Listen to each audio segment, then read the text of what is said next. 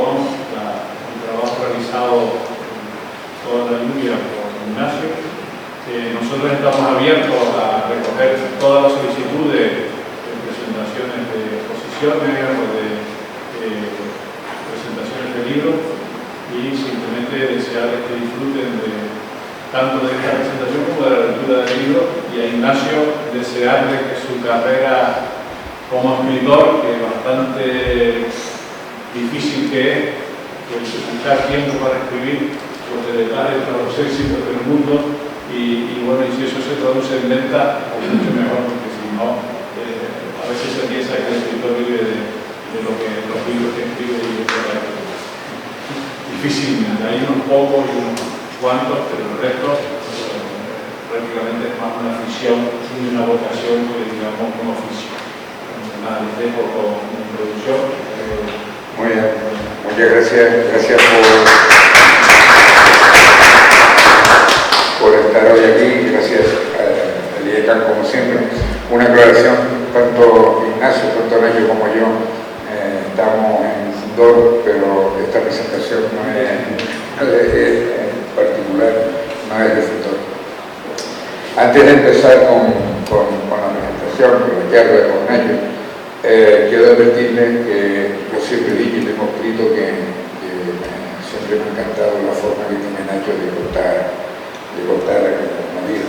Recuerdo cuando empezó en su inicio, que pasaba sus escritos, sus relatos cortos a una serie de asuntos y alguna le achacaba que había exceso de adjetivos, y yo decía, será, pero a mí me encanta.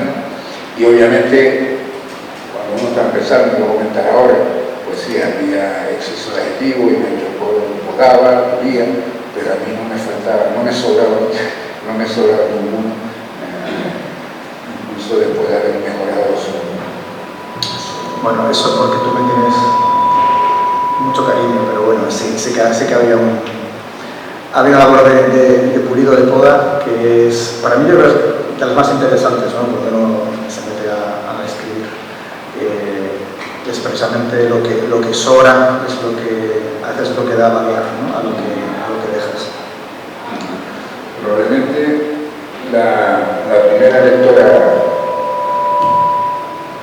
lectora crítica de esta novela, aparte de Nacho y de mí, fue mi hija Ana, estando en primero siento a eso, hace ya más años que ella le gusta reconocer.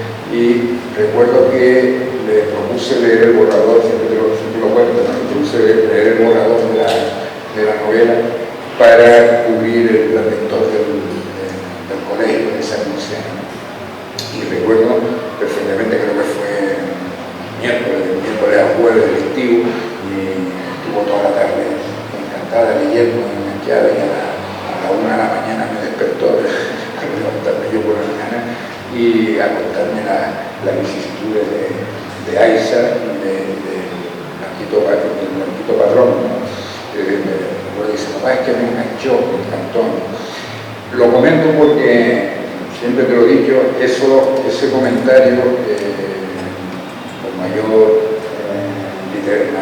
literatura me lo han hecho distintas personas de distintas edades, ¿no?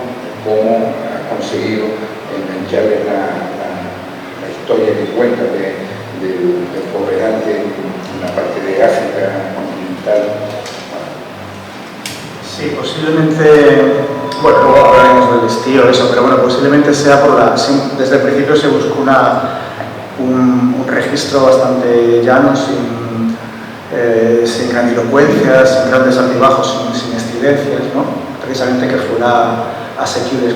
La idea es un poco como coger de la mano al lector, ven que te voy a contar, ven que no pasa nada, entra aquí sin miedo, y luego una vez dentro irle dejando caer, ¿no? las cosas que quería contar. Sí, sí. Ya lo hablaremos,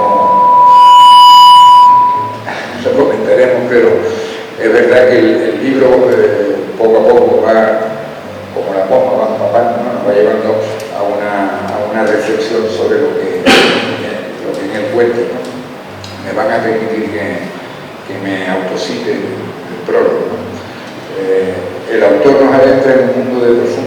reflexión cargada de ternura y al mismo tiempo, de una manera tan especial que a pesar de lo que se cuenta, en ningún momento sintamos la necesidad de dejar la lectura. Es verdad que cuenta una experiencia, cuenta una decepción, pero en ningún momento nos lleva a querer dejar la lectura por la crudeza de lo que poco a poco vamos percibiendo. Sí, era un poco lo que decía antes, ¿no? Un poco la intención era esa. Hay como dos planos, ¿no? Un plano más anecdótico, más personal, ¿no? El que se cuenta incluso con cierto humor, ¿no? Se cuenta el encaje, ¿no? De una persona occidental al aterrizar en un país de estas características. Pero luego por debajo hay otra que es mucho más profunda, ¿no? Que es la que se quería ir dejando caer, que es esa decepción, ¿no? Y ese entender realmente de cómo funciona esto de la cooperación, o qué hay detrás de la cooperación, no la cooperación en sí, ¿no? La cooperación, bueno, las ONGs son realmente muchas admirables y el trabajo que hacen los cooperantes es de sacarse el sombrero, pero los intereses que hay a veces detrás, ¿no? Cómo funciona realmente el mundo, esa decepción me interesaba mucho contar. Bueno, entrando lo que entrando ya en la génesis del libro, ¿no? Este fue tu primer libro, tu primera novela, y ya me imagino que ya tienes unas pautas a la hora de escribir, de elaborar, sabes más de dirigir, pero este libro yo recuerdo que le diste muchas vueltas, no sabía, acá por aquí. Sí, bueno, tú recuerdas, yo estaba escribiendo un relato breve, me dedicaba a eso, incluso había recibido algún que otro premio y todo. Y surgió, y creo que me diste tú la idea, tú me comentaste, ¿por qué no escribes algo sobre Costa de Marfil? Y no sé por qué, a mí nunca se me había ocurrido, era algo que había pasado entonces, desde hace como unos 10 años, y yo lo tenía ahí como que no sé, no era algo literario, ¿no? Y entonces, bueno, se me ocurrió y dije, vale, pues voy a empezar. Y la idea inicial era un relato, igual que los que hemos comentado, ¿no? Esta tarde, un mamillón, bueno. La idea inicial era eso, un relato breve, sin mayor trascendencia, pero supongo que al empezar a escribir se empezó a remover todo aquello, los personajes empezaron a cobrar vida, y entonces llegó un momento que el relato no se podía cerrar ya, no había manera de hacer eso. Aquello quería continuar y cada día, pues no sé, 20 o 30 páginas dije, esto no va a ser un relato, va a ser otra cosa. Y entonces ya me planteé darle un formato distinto y bueno, rehice la estructura, ya me planteé cambiar la voz que estaba utilizando, qué personajes iban a ser clave, etc. Darle formato de novela. Luego eso, el resultado, una vez terminado, lo leí y dije, esto no va para nada. Lo metí en un cajón no, lo dejé en el disco duro, ¿no? Antiguamente se metía en un cajón, lo dejé en el disco duro y ahí estuve durmiendo por lo menos un año, yo creo que es bueno, es muy bueno que los escritos reposen y que vayan fermentando, porque luego siempre tienes otra visión de ellos. Y bueno, un año después volví a sacarla del disco duro, no sé muy bien por qué, volví a leerla y algo hizo clic y dije, no, sí ha aportado, sí vale la pena. Y bueno, a partir de ahí pues ya empecé a darle los pulidos finales, ¿no? Siempre hay que pulir, podar, lo que decía al principio, ¿no? Siempre hay que podar, darle brillo y ya empezar la idea de publicarla. Quizás porque se trata de ti, por la amistad que nos une siempre te lo he preguntado y nunca me lo has contestado. Igual hoy es el momento de contestarlo, pero siempre que he leído una novela o un relato tuyo, siempre me he preguntado qué hay de autobiográfico, y en la novela obvio que que hay de licencia literaria, de invención para crear la historia. Algunos escritores dicen que todo es autobiográfico. No lo mío, prefiero todo lo que se escribe. En cierto modo lo es. Quiero decir, cuando tú escribes algo, las sensaciones o los hechos o lo que te vas narrando está en tu cabeza por algo. No tiene por qué haberte pasado a ti, pero alguien te lo contó o lo viste o estás uniendo diferentes cosas. En cierto modo, en ese sentido, ¿no? Todo es autobiográfico. En este caso, claro, es obvio, ¿no? Yo estuve un año de cooperante en Costa Marfil y de ahí surge esta novela. Lo que pasa es que, claro, está novelada, o sea, no todo lo que se cuenta sucedió o no sucedió así o no me sucedió a mí, ¿vale? No te voy a contar aquí qué cosas exactamente sí me sucedieron y cuáles son por invención, pero tampoco creo que sea importante. Yo creo que lo importante es si el relato camina, si funciona, si transmite, ¿no? Como tú comentabas antes, si engancha. Luego, qué sé, cualquier escritor, pues, ¿esto te pasó? ¿Qué más da?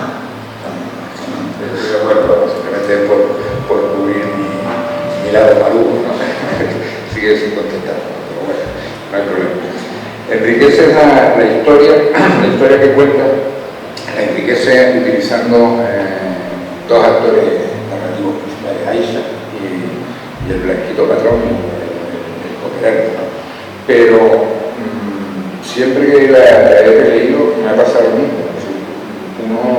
Tú vas leyendo y al final te da la sensación que quien te está contando la historia no es ninguno de esos narradores,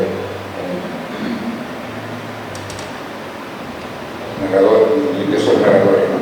Sino más bien parece dar la impresión de que es África, ¿no? Si África existe, por lo menos esa parte de África continental en la que tú estuviste, ¿no? La elección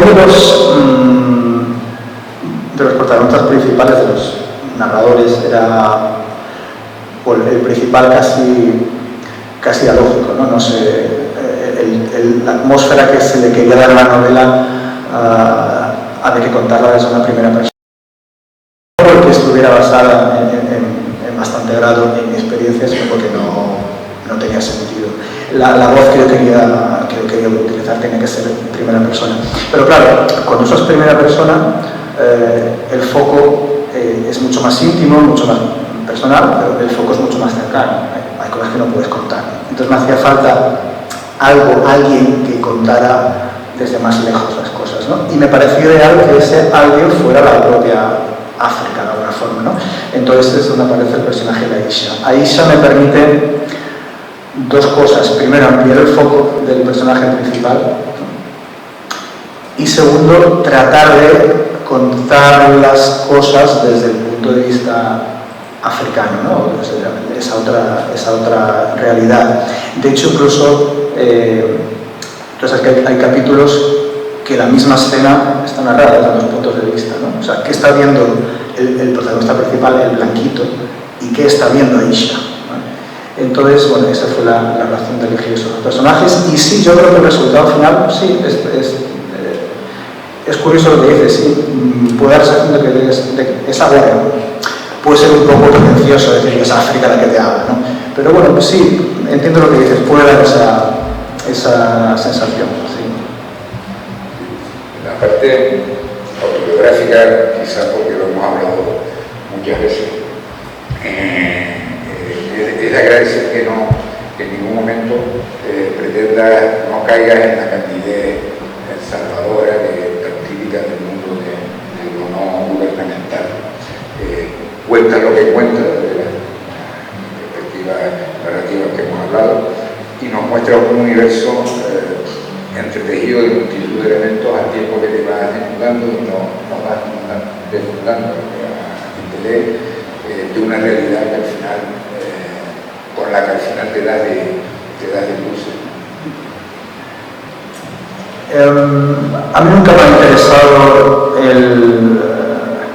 los héroes. O sea, a mí me interesa el antihéroe, porque es lo real, es lo que nos pasa a todos. Es decir, todos somos torpes, todos nos engañan, todos nos vemos desconcertados y perdidos, ¿no? Y a veces sí que el enfoque que se ve, películas que hablan sobre esto, ¿no? Diamantes de sangre, lo que sea, siempre hay una cierta grandilocuencia, y a mí eso justamente es lo que no me interesaba. Me interesaba todo lo contrario, las torpezas, porque esa es la realidad, ¿no? Y, como decía al principio, me interesaba contar esas... o sea, no puedes no contar las, no sé, atrocidades o las barbaridades o la pobreza o ciertos elementos, no puedes no contarlo. Pero tampoco hace falta ser grandilocuente, porque cuando estás allí no es grandilocuente. Es decir, por ejemplo, por una anécdota que no sabe una novela, pero bueno, tú estás allí, tienes un ayudante, ¿no? en el trabajo y te acaban de presentar y te pide la guitarra. Yo tenía una guitarra, por cierto, me llevé la guitarra, fue la única condición que puse, llevarme la guitarra. Y me pide la guitarra, y cuando le dejo la guitarra me di cuenta que solo tenía 2 dedos. Y entonces, no sé cómo, le pregunta a alguien y me dice, no, es que se los cortaron a machetazos los otros. Pero esto, es decir, sucede así como esa normalidad con la que lo acabo de contar. O sea, no es una cosa, no hay música de fondo, no hay sangre, simplemente es una normalidad que te atraviesa, te deja como... Bueno, entonces eso un poco me interesaba esa forma en que yo lo viví, con la normalidad con la que esa realidad pasa ante ti. Y no sé qué iba a decir ahora. ¿Cómo fue? Perdón, sí, ya me acordé. Y lo que decía también antes, me interesaba mucho ciertos pensamientos, contradicciones que yo viví allí, que fueron las razones por las que me llevaron a dejar aquel trabajo, ¿no? El realmente no tener claro qué hacía yo allí, o sea, para quién estaba trabajando, qué hay detrás al final, ¿no? de la ayuda internacional, qué intereses hay, ¿no? ¿Por qué se ayuda a estos países? ¿Por qué este país ayuda a este otro? Etcétera, etcétera, ¿no? Y eso a veces era incluso, bueno, en estos días estamos teniendo un ejemplo, ¿no? De la sorprendente incapacidad occidental para llegar a un acuerdo en el tema de Gaza. Y aquí, pues a veces veías algo parecido, ¿no? Veías cosas que te iban como... Tú llegas allí jovencito pensando, bueno, yo voy a ser el salvador de África, y ahí es cuando vas entendiendo de qué va esto. Digo esto con la boca pequeña porque no quiero quitarle merecimiento a la gente que trabaja allí sobre el terreno, que es duro y es muy difícil. Pero también hay otra realidad, ¿no? Yo qué sé, por ejemplo, nosotros teníamos un coche, por ejemplo, te financia la Unión Europea, en este caso, pero quien sea, pues Estados Unidos, Francia, quien sea, te financia, vale, pues hay que comprar un coche, vale, pero ese coche tiene que ser modelo europeo, por ejemplo. Mira, es que para esas circunstancias, para esos terrenos, etc., hay un modelo japonés que nos viene mejor. No, da igual, tiene que ser europeo. ¿Por qué tiene europeo? Y con eso no tiene mayor importancia, pero con otras cosas también me di cuenta que funcionaba así. Al final sí tiene que ver con un retorno, como una, no sé si me estoy explicando. Y eso, es decir, el altruismo 100% no existe. Y eso al final, a mí por lo menos me causó una especie de cortocircuito, ¿no? Al final ¿esto qué es? Esto es un lavacaras, que seguro que no es, ¿no? ¿Tiene sentido mi trabajo? ¿No lo tiene? ¿Qué hago aquí? ¿No? Bueno, todo eso está en la novela, también el resultado de tu trabajo, porque claro, la sociedad es una malla tupida de relaciones, ¿no? Entonces, Bueno, hoy en día mejora mucho eso, pero a veces puede pasar que tú llegas a un sitio y quieres intervenir, pero claro, quitas una pieza, es como un ecosistema, cambias una pieza, pero no te das cuenta que esa pieza va a cambiar todo el ecosistema y tú no sabes qué resultados va a producir. Y yo fui consciente de eso, ahí lo cuento, ¿no? Que llega la cosecha y entonces, y todo eso era muy, bueno, me parece que me hay que contar, no sé. Me parece que podría ser lo más interesante, no sé, una historia habitual, qué bonita la cooperación, qué buenos somos todos y tal, a mí eso no me interesa. Sí, es cierto que lo que cuenta transfunde hacia el lector lo que muestra. En ningún momento hay cuestión, no es efectista, no es mira esto, ¿no? Poco a poco, ¿no? Como dijimos antes, como la pólvora, ¿no? Que te va empapando. Y en buena medida,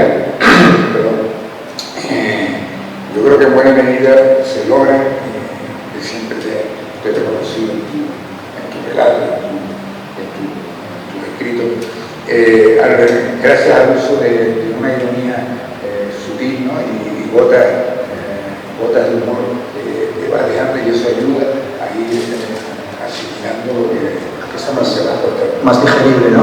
Más digestible. Sí, el humor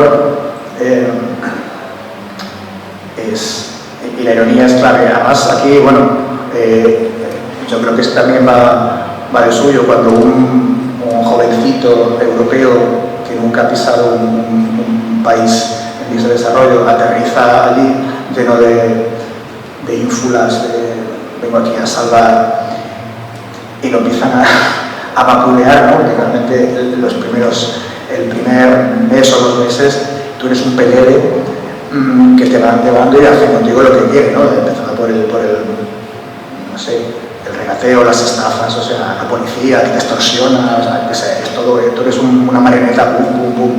Y a mí eso me parecía, eso es lo que quería contar, no sé, tengo allí y me como el mundo, ¿no? Porque no es así, esto es justo lo contrario, ¿no? Y claro, es gracioso. Hombre, a mí de momento, cuando te paran un control de policía y te extorsionan, pues en el momento no era gracioso, pero ahora lo ves desde fuera, ¿no? Y es que era gracioso, o sea, yo lo veo, ¿no? Me recuerdo aprendiendo a esto se va a grabar, ¿sí? Aprendiendo a sobornar, ¿no? ¿Cómo soborna la policía? Pues mira, ahí está técnica. Claro, al principio eres muy bruto, ¿no? Toma la pasta. Entonces, es gracioso, o sea, realmente eso desde fuera, bueno, y eso es un poco el humor que supongo que al que te refieres, ¿no? Eso va ahí entreverando, y que sí, supongo que ayuda a hacer más digestible, ¿no? El trasfondo. De hecho, el relato es, yo lo siento ágil, ¿no? Ágil y fresco. Además de la ironía, la sutil ironía y el humor, una cosa que yo creo que ayuda bastante, que siempre me llamó en la primera vez que leí El Borrador, me llamó la atención, es la estructura de la novela, la estructura de los capítulos, ¿no? El capítulo hiper reducido, capítulo medio, capítulo más largo, y están, creo yo, perfectamente dosificado en cada una de esas lecturas para conseguir una lectura que fluye de forma bastante ágil, ¿no? Sí, yo soy de capítulo breve, yo creo. No sé si ya porque empecé escribiendo relatos, incluso relatos hiperbreves, recuerdas los de 100 palabras, ¿no? Ni una más, 100 palabras.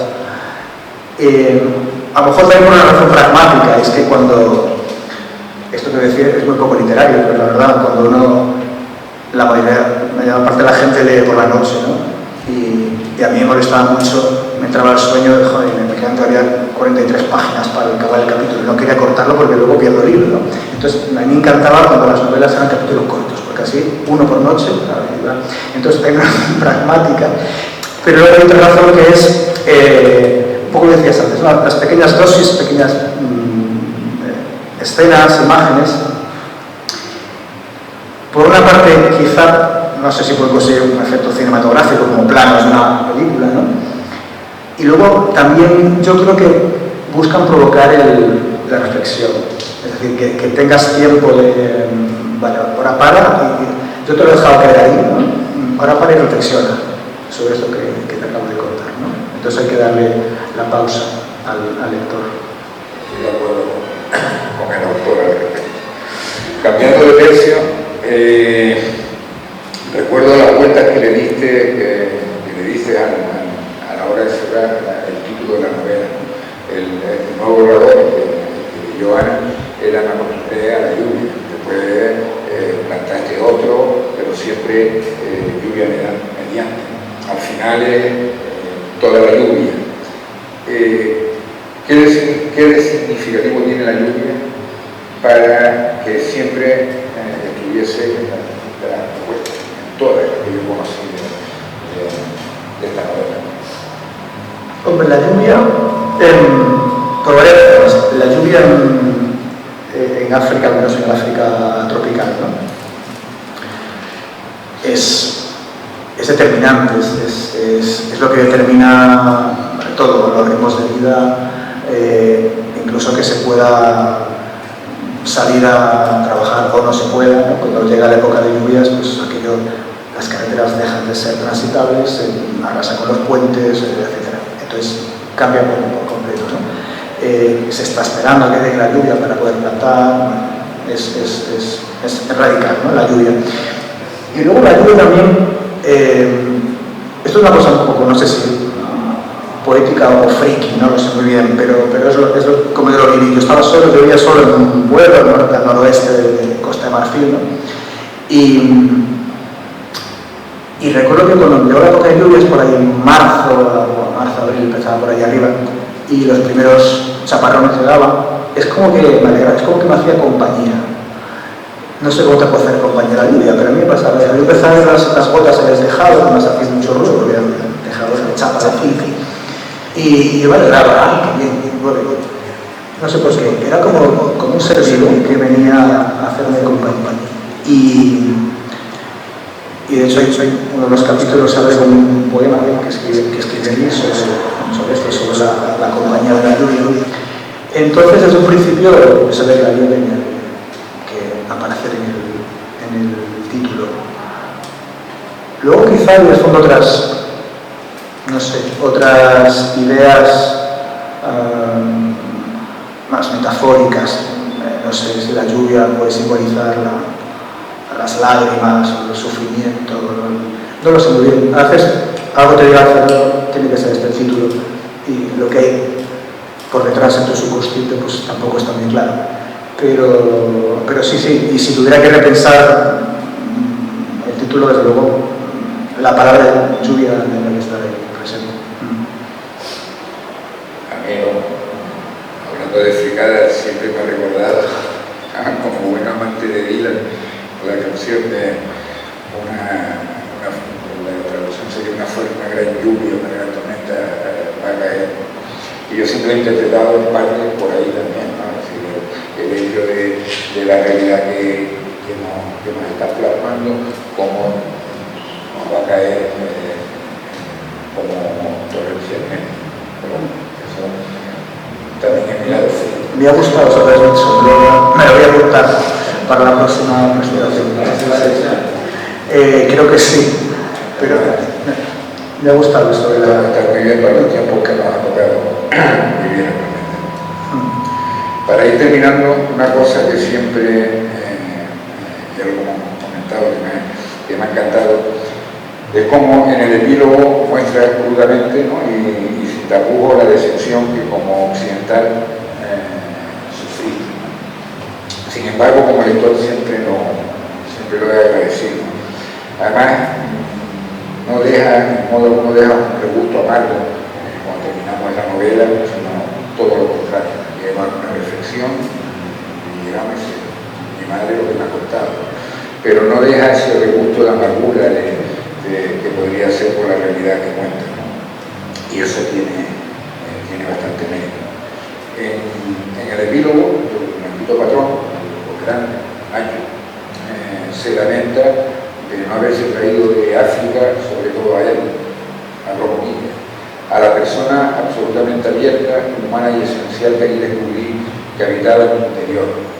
Porque esa versión sorprendente, desconocida y esperanzadora de tu propia persona no puedes traértela en la maleta, porque en realidad no está en ti, está en los demás, cierro comillas. Es decir, te añora en las y en nosotros, como decía Benedetti, porque ciertamente existimos en el prójimo, ¿no? Sí, esto podría parecer otra fricada mía, pero luego he conocido gente que ha también estado bien como cooperantes o simplemente ha viajado a países. Y es curioso, pues coincide con esta sensación. Cuando estás allí, al principio, hoy lo hablamos con tu hija, con Iker, ¿no? Cuando llegas allí, aterrizas, qué locura es esta, o sea, qué disparate es este, ¿no?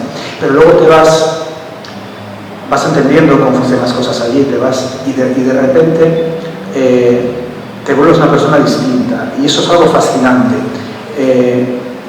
Supongo que, no lo sé, me he preguntado por qué sucede esto. Supongo que los países, cuanto menos tiene la gente, menos miedo tienen de que le roben, no sé, porque no tienen nada que robarles. Y entonces lo que importa son las relaciones. Y ahí es lo que pasa, o sea, allí las relaciones son importantes. Y entonces la gente es, curiosamente, mucho más abierta en muchos aspectos, mucho más, no sé, hay unos tabúes, unos tapujos, ¿no? A la hora de, tú vas por la calle, alguien te ve, te llama la atención porque eres blanco o por lo que sea, y coge, te para y se pone a hablar contigo. O una camarera, después de servirte, coge, se sienta a tu mesa, pasa porque estás solo, a charlar contigo. Eso sí nos pasara aquí, no sé, cuando menos no sé si nos escandalizaríamos, pero nos parecería, nos pondríamos en guardia, ¿no? ¿Por qué se siente esta persona a mi mesa que está buscando? Y allí no, allí es normal, o que te cojan de la mano, o que, no sé. Y entonces al principio ofreces una resistencia, y luego te vas abriendo, y tú acabas siendo parte de eso. Y descubres que en ti habita otra persona, mucho más abierta, mucho más, no sé, diferente. Y aquí viene lo que comentas de la decepción, espontánea, no sé, es complicado escribir, pero tú te reconoces con otra persona, y otra persona generalmente mejor, te gusta más esa persona que eres. Y la decepción es porque tú crees que eso es definitivo, que cuando vuelvas aquí, que guay, que volver mucho más abierto, que guay. Y llegas aquí y no puedes. Y entonces cuando entiendes, bueno, esto ya lo han dicho grandes filósofos, no descubro nada nuevo, pero entiendes que existimos en los demás. Es decir, que tú necesitas ese entorno para ser esa persona. Y cuando llegas aquí, por más que lo intentas, no puedes, no te dejan, no puedes ser. Yo no puedo salir y sentarme a la mesa de un desconocido, porque no va a reaccionar como reaccionaría un africano. Entonces, esa persona que fuiste se va disolviendo y vas volviendo a ser el que eras al principio. Y a mí eso me produjo también bastante pena, entender que funcionaba así y ver cómo ese yo se iba dividiendo, se iba perdiendo. Sí. En realidad, sí, exactamente. En el África occidental, no, porque entonces no vivía todavía en Canarias, vivía en Galicia, pero bueno, sí, igual. Y de repente todo te molesta la limpieza, la asepsia occidental, que, a ver, no soy ingenuo, que grandes cosas es un gran logro, ¿no? Pero hay algo que te molesta, porque esa asepsia, es precisamente, o tiene relación, no sé, con lo que acabo de decir, con esa barrera, esa distancia, ¿no? que ponemos. Quizá en Canarias menos, Canarias muy abierto, en Galicia más, pero en general en Occidente. O sea, cuando pasas un año en África, entiendes lo que es otra forma de relacionarse, ¿no? Y sí, esa quizá es otra de las excepciones, digamos, o de las experiencias, ¿no? O de las cosas que yo quería contar, ¿no? Me parecía curiosa de contar. Muy bien, pues nada, solo animarlo a que lean la novela, porque independientemente sea mi amigo y que me tenga a su cuidado por su forma de escribir. Les agradezco mucho su presencia y al Instituto de Estudios Hispánicos habernos cedido la sala. Muchas gracias.